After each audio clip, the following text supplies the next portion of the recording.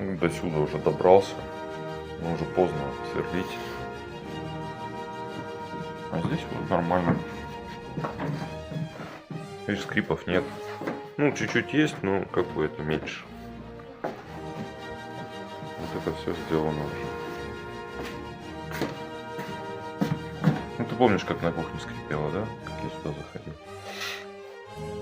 Так что я думаю, сейчас все на местах поставлю и завтра продолжу все делать.